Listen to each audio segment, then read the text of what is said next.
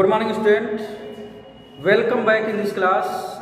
आज के इस वीडियो में हम लोग इक्वेशन ऑफ मोशन का जो डेरिवेशन है इसको सीखेंगे बाय द ग्राफिकल मेथड। इसके प्रीवियस लेक्चर में हमने ऑलरेडी जो इक्वेशन ऑफ मोशन है, first equation of motion v equal to u plus a t, s equal to u t plus half a t square, and third equation of motion v square equal to u square plus 2s।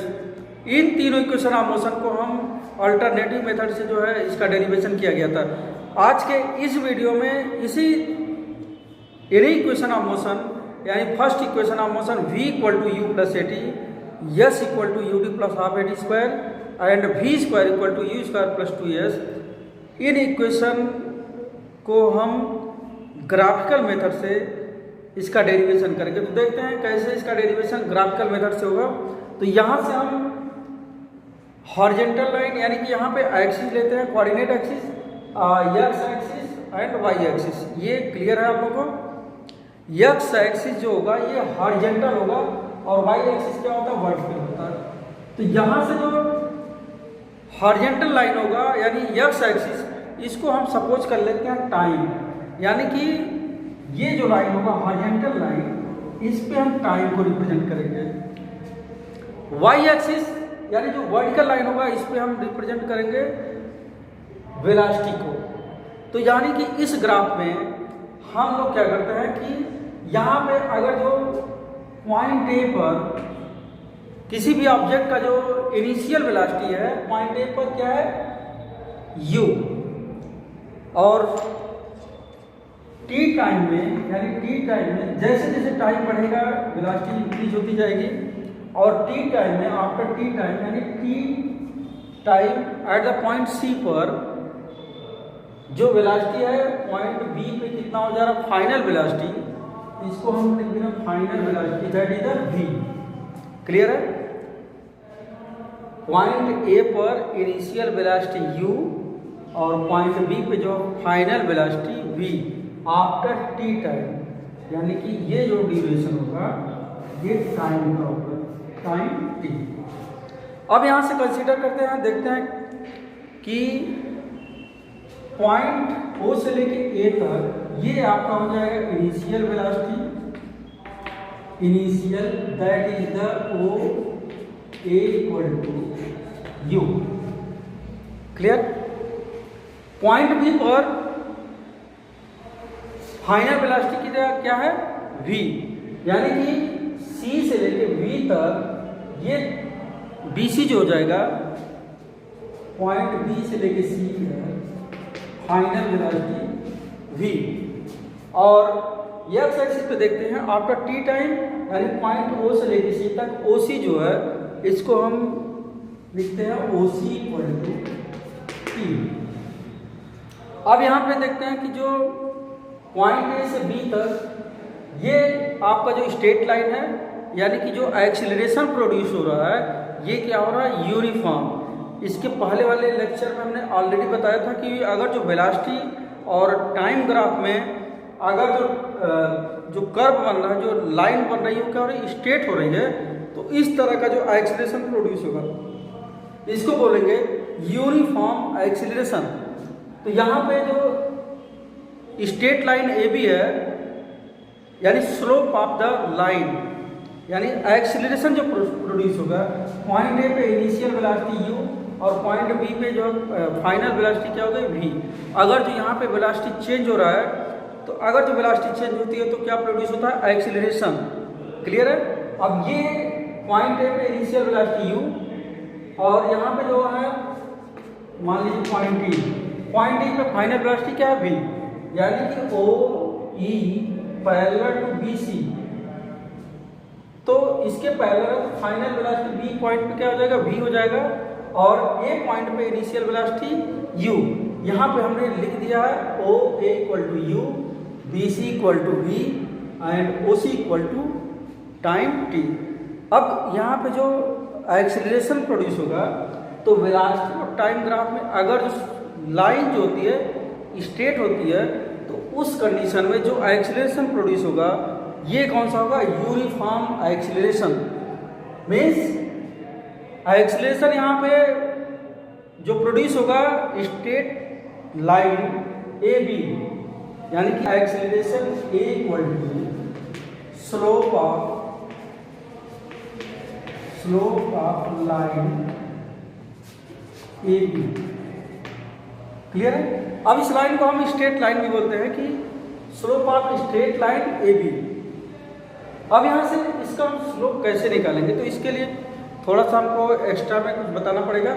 जैसे कि अगर जो slope निकालना होता है तो slope निकालने के लिए आगे की क्लासेस में पढ़ेंगे कि स्लोप जैसे है, तो ये हम क्या निकालते हैं, इसको हम tan थीटा के थ्रू निकालते हैं। तो tan थीटा का जो वैल्यू होता है ये क्या होता है, यानी स्लोप निकालने के लिए हम क्या निकालते हैं, tan थीटा। और tan थीटा जो होता है ये परपेंडिकुलर बाई बेस। जैसे किसी राइट एंगल ट्रायंगल में हाइपोटेनियस, मान लीजिए पॉइंट ए बी सी, एक ट्रायंगल राइट एंगल ट्रायंगल जिसमें एक एंगल 90 डिग्री है।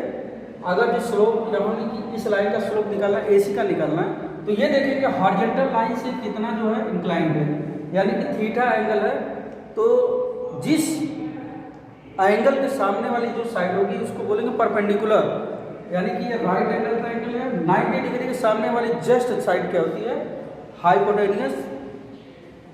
अब यहाँ पे अगर जो हम tan में वैल्यू निकालेंगे कि अगर जो पॉइंट C पे निकालना है थीटा, इस एंगल, यानी कि अगर ये 90 डिग्री अकेले है तो एंगल A और C क्या होंगे, एक्यूट एंगल है, 90 डिग्री से लेस होंगे। तो किसी भी एक्यूट एंगल का अगर हम निकालेंगे tan में वैल्यू, तो इसके जस्ट सामने वाली क्या होगी, परपेंडिकुलर, और ये बेस होगा। तो यहाँ से tan थीटा का जो ट्रिग्नोमेट्री रेशियो होगा ये नेक्स्ट क्लास में पढ़ेंगे कि tan theta equal to perpendicular by base. अब यहाँ से परपेंडिकुलर क्या हो गया, AB, और बेस क्या हो गया, BC। तो यहाँ पे इस फिगर में देखना है, इस लाइन को निकालना है, स्लोप ऑफ द लाइन। ठीक है? तो इसके लिए ये राइट एंगल 90, ये थीटा है, तो इसके लिए परपेंडिकुलर क्या बनेगा, BD, और बेस क्या हो जाएगा, AD। तो यहाँ पे हम लिख सकते हैं slope of line AB equal to slope of line AB equal to BD by AD। तो यहाँ पे लिख सकते हैं BD बाई AD, यानी कि पॉइंट B से D तक ये परपेंडिकुलर हो गया और AD क्या हो गया, बेस हो गया। तो वो स्लोप ऑफ लाइन, स्लोप का मतलब होता है हम ये देखते हैं ये हॉरिजॉन्टल लाइन से कोई स्लोप है या ढाल है, ढलान है, ये कितना जो है इंक्लाइंड है, यानी कि ये हॉरिजॉन्टल लाइन है, इससे कितना है एंगल डिग्री से ये इंक्लाइंड है, तो थीटा है। तो tan थीटा का जो फार्मूला होता है ये परपेंडिकुलर बाई बेस। क्लियर है? परपेंडिकुलर यहाँ पे क्या है, BD है, और बेस क्या है, AD। तो परपेंडिकुलर BD बाई AD। अब यहाँ से BD जो है ऑलरेडी दिया नहीं है, तो BD कैसे निकालेंगे, पॉइंट B से लेकर D का डिस्टेंस नहीं है। ठीक है? तो यानी कि B और C ये दिया गया है फाइनल वेलोसिटी V। अगर जो हम BC में से माइनस कर देते हैं CD को, तो ये BD आ जाएगा, means acceleration equal to BC minus DC, BC minus DC, यानी कि BC माइनस BC। क्लियर है?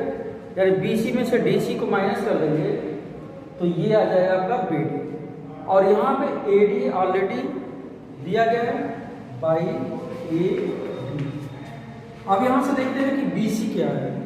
BC पॉइंट B से लेके C, यानी यहाँ से अगर T टाइम में वेलोसिटी क्या है, कितना होता है, फाइनल वेलोसिटी V, और BC कितना है, V के बराबर है, यानी फाइनल वेलोसिटी दिया है। तो BC के जगह पे हम क्या लिखेंगे, V, और BC कितना दिया, फाइनल वेलोसिटी, यानी V माइनस DC। अब यहाँ से DC देखिए, DC, ये DC है, और DC किसके पैरेलल है, इस लाइन के पैरेलल है, यानी कि ओ ए, पॉइंट ए पे इनिशियल वेलोसिटी ये था, यानी ओ ए कितना है यू, तो डी सी कितना होगा यू, क्योंकि ये जो है इसके पैरेलल है, तो ये u है तो ये भी क्या होगा u। अब DC के जगह पे हम क्या लिख सकते हैं u means v minus u, clear, by AD। अब AD कितना है ये देखते हैं, ये पॉइंट A है, ये पॉइंट B, AD यानी यहाँ से लेके यहाँ, और AD किसके पैरेलल है, ये लाइन क्लियर है, AD जो है OC के पैरेलल, तो AD जो है OC के पैरेलल, और OC कितना दिया है टाइम, तो ये AD भी क्या हो जाएगा टाइम के इक्वल, यानी यहाँ पे जो है AD के जगह पे हम लिख सकते हैं T, तो AD की जगह पे कितना लिखेंगे टाइम T।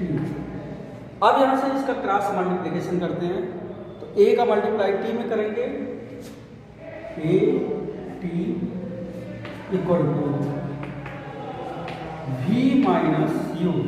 अब यहाँ से जो u होगा इसको ट्रांसपोज करते हैं, u को ट्रांसपोज करेंगे इधर, तो यहाँ पे इसको लिख सकते हैं v equal to u plus at, clear, यानी फर्स्ट इक्वेशन ऑफ मोशन ये हो गया, final velocity equal to initial velocity plus acceleration into time, ये derivation of the first equation of motion by the graphical method. ये आपका जो derivation किस method से होगा, ग्राफिकल मेथड से।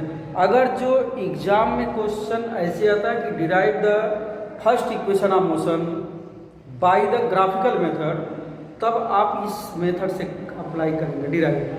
अगर जो ये नहीं देता, ये देता है कि derive the first equation of motion v equal to u plus a t, तो इसमें आप फ्री हैं कि या तो आप अल्टरनेट मेथड से करेंगे या जो है ग्राफिकली मेथड से करेंगे, मैथमेटिकली मेथड से करें या तो ग्राफिकली मेथड से करें। अगर पर्टिकुलर मेथड का नाम दिया गया है कि इस मेथड से आपको डिराइव करना, तो आपको उसी मेथड से करना है। तो यहाँ से ये ग्राफिकली मेथड हो गया, बहुत ही सिंपल है, इसमें कुछ नहीं है। यहाँ पे आपको जो है ये ग्राफ आपका जो फर्स्ट इक्वेशन ऑफ मोशन है v equal to u plus a t के डेरिवेशन में होगा, second equation of motion s equal to u t plus half a t square में भी होगा, और third equation of motion v square equal to u square plus 2as, third equation of motion में भी यही graph होगा। इसमें आपको जो है कुछ करना नहीं है, यहाँ पे जो है एक एक्सिस लेना है, यानी कि कोऑर्डिनेट एक्सिस, एक्स एक्सिस और वाई एक्सिस। यहाँ पे वेलोसिटी टाइम ग्राफ को हमको बनाना है।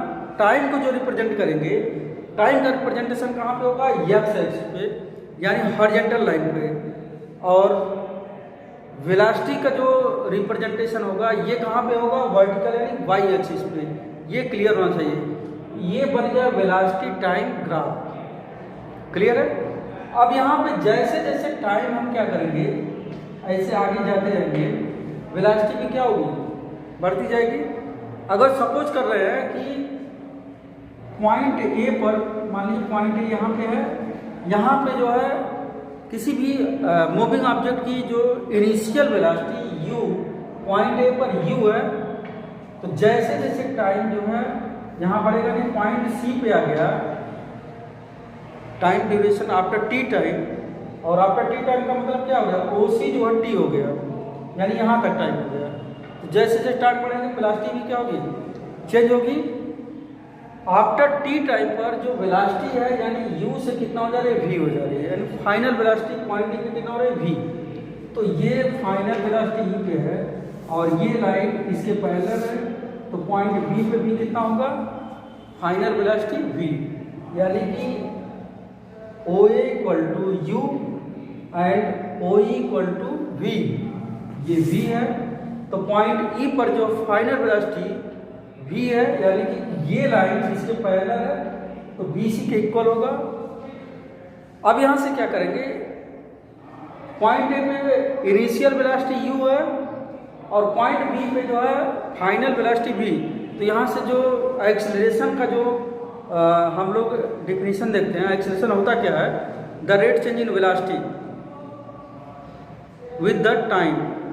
तो पॉइंट ए पे इनिशियल वेलोसिटी u था और पॉइंट बी पे फाइनल वेलोसिटी v, यानी यहाँ पे क्या प्रोड्यूस होगा? एक्सेलरेशन प्रोड्यूस होगा। और वेलोसिटी टाइम ग्राफ में बता दिया गया है कि अगर जो ग्राफ बनेगा या जो स्लोप बनेगा स्ट्रेट लाइन में होगा तो इस तरह का जो एक्सेलरेशन होगा, कौन सा एक्सेलरेशन होगा? Uniform acceleration. यानी कि जो यहाँ पे एक्सेलरेशन प्रोड्यूस हो रहा है ये कांस्टेंट रेट से हो रहा है। तो एक्सेलरेशन निकालने के लिए हम क्या करेंगे? इसका स्लोप निकालेंगे, यानी slope of line A B, ये जो स्ट्रेट लाइन है इसका स्लोप निकालेंगे। अब स्लोप कैसे निकलता है? तो इसके लिए हम क्या करेंगे? ये आप अगली कक्षा में पढ़ेंगे क्लास 11th में कि स्लोप ऑफ लाइन कैसे निकालते हैं। स्लोप निकालने के लिए जो फार्मूला होता है ये हम हमेशा निकालते हैं tan थीटा। tan थीटा क्या होता है? ये ट्रिग्नोमेट्री रेशियो होता है जो एक्यूट एंगल के लिए निकाला जाता है कि किसी भी राइट एंगल ट्रायंगल में, जैसे यहाँ पे देखेंगे कि ये राइट एंगल ट्रायंगल है, ये बन गया, ये 90 है तो हाइपोटेन्यूस हो गया। अगर इस एंगल के लिए अगर एंगल यहाँ पे इसके लिए निकालना है तो इस एंगल के लिए परपेंडिकुलर क्या हो जाएगा? BD और बेस क्या हो जाएगा? AD। तो tan थीटा का जो फार्मूला होता है परपेंडिकुलर बाय बेस, तो परपेंडिकुलर क्या है? BD है, तो हमने लिखा BD क्लियर बाय बेस, और बेस यहाँ पे क्या है? AD, ये AD, तो ये हमने क्या लिखा है? AD, यानी परपेंडिकुलर बाय बेस। आपको क्या लिखना? Slope of line equal to BD by AD। और ये आएगा कैसे? क्योंकि हम tan में वैल्यू निकालते हैं और tan का जो फार्मूला होता है परपेंडिकुलर बाई बेस, यानी BD बाई AD। और BD जो होगा ये कैसे निकालेंगे? तो ये ऑलरेडी ये दिया नहीं गया है, तो हम क्या करेंगे कि BC में से टोटल में से ये इनिशियल वेलोसिटी माइनस कर देंगे तो BD आ जाएगा। वही चीज़ यहाँ पे किया कि BC में से DC माइनस कर दिया तो आ गया BD, यानी BD की जगह पे हम लिख सकते हैं BC minus DC by AD। और BC कितना V है, DC कितना है U बाई T, और T का क्रॉस मल्टीप्लिकेशन इधर करेंगे तो AT equal to V minus U, और U को ट्रांसपोज कर देते हैं तो V equal to U plus AT। ये हो गया आपका जो है first equation of motion, derivation of the first equation of motion by the graphical method. अब मिलते हैं फिर नेक्स्ट वीडियो में सेकंड इक्वेशन ऑफ मोशन का डेरिवेशन देखेंगे बाय द ग्राफिकल मेथड। मिलते हैं फिर नेक्स्ट वीडियो में। Thank you.